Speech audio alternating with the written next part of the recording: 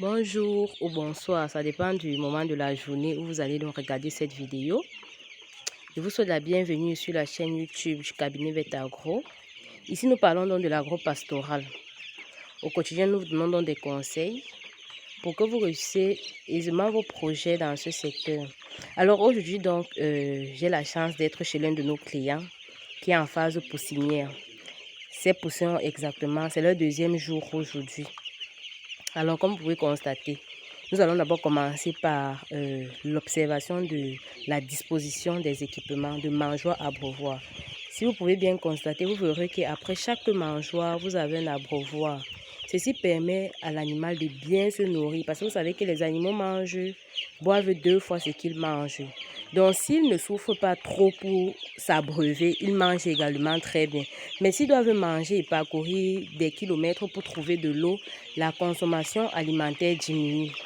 Donc, la position des équipements est très importante dans votre bâtiment d'élevage.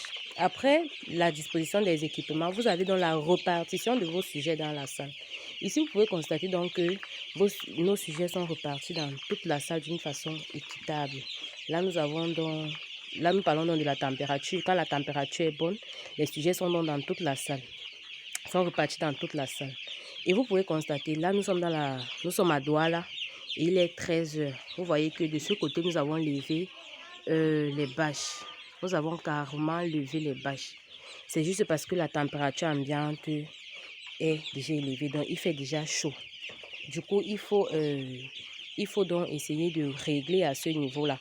Parce qu'en fait, comme on vous a dit, il n'y a pas une règle d'or. On vous dit toujours que la poussinière doit être hermétiquement fermée. Mais en regardant le comportement des sujets, vous pouvez donc réajuster certains paramètres. Donc, il faut également installer un thermomètre. Vous allez voir que là, nous avons un thermomètre. Nous sommes au deuxième jour, donc nous sommes à 36,8. Nous allons donc évaluer la température qui est affichée sur notre thermomètre. Vous voyez que tout est normal. Alors, ne vous fiez pas juste à cet équipement-là. Comme on vous dit toujours, c'est le poussin qui vous dit s'il la laisse. S'il se balade bien, s'il arrive bien à se mouvoir, alors il la laisse.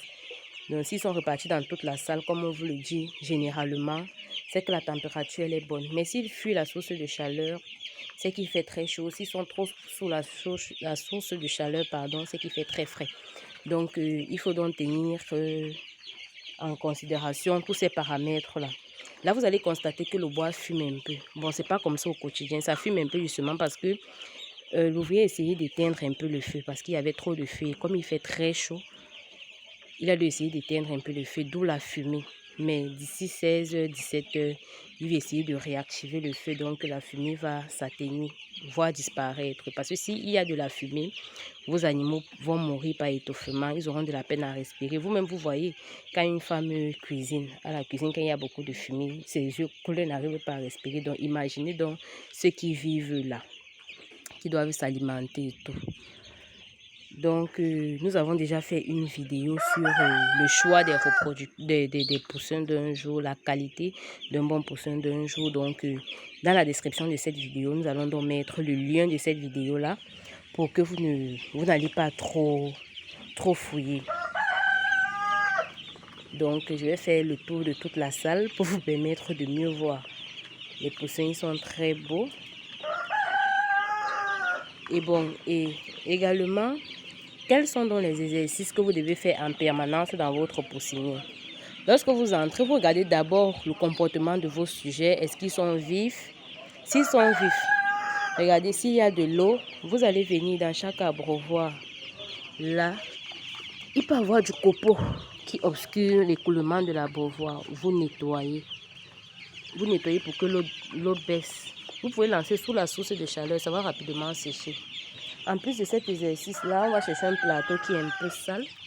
Vous devez donc retirer le copeau et vous essayez de remuer l'aliment pour leur permettre de venir manger. Ça fait comme un nouvel aliment, un peu comme on flatte un enfant. Donc, en fait, ce sont des paramètres que vous devez, des actions ou des actes, si vous voulez, que vous faites donc au quotidien dans votre poussinière. Ici, nous chauffons avec du bois. Vous pouvez chauffer avec du radiant. Vous pouvez chauffer avec avec des ampoules. Avec des ampoules. Juste qu'avec les ampoules, il faut aller un peu plus bas. Et vous pouvez jouer avec la hauteur des ampoules en fonction donc la distance entre l'ampoule et le sol. S'il fait très chaud, vous remontez. S'il fait très frais, vous rebaissez. Donc c'est un peu comme ça que vous pouvez ajuster la température si vous chauffez avec des ampoules. Alors j'espère que cette vidéo vous a plu. Le but était vraiment que vous voyez à quoi ressemble une poussinière. Et nous vous le disons toujours, le plus important c'est de commencer. Donc commençons petit, même déjà pour comprendre le projet dans lequel nous voulons nous lancer, avant même de lancer le projet proprement dit. Donc n'hésitez pas de nous contacter si vous avez même un besoin en poussin. Malgré la pénurie, Vetagro vous fournit toujours des poussins de bonne qualité, vous pouvez constater là. Alors, je vous donne rendez-vous à la prochaine vidéo, car ensemble, nous allons construire l'Afrique avec l'agro-pastoral. Et je vous rappelle que chez Vetagro, pour avoir des formations, nous avons une formation que nous lançons. Tous les débuts de mois, si vous voulez, nous avons des formations personnalisées ou groupées, tout dépend de vos attentes. Nous avons des consultations pour ceux-là qui veulent bien se lancer dans le secteur agro-pastoral, mais qui trouvent encore ce secteur un peu flou. Alors, n'hésitez pas donc de nous contacter. Ensemble, nous allons donc échanger pour vous donner des idées plus claires. J'espère que vous avez aimé. Abonnez-vous pour ne rien rater. N'oubliez pas d'activer la cloche de notification pour toujours être averti lorsque nous avons un secret pour vous. Le meilleur reste à venir. Alors, ciao et à la prochaine vidéo.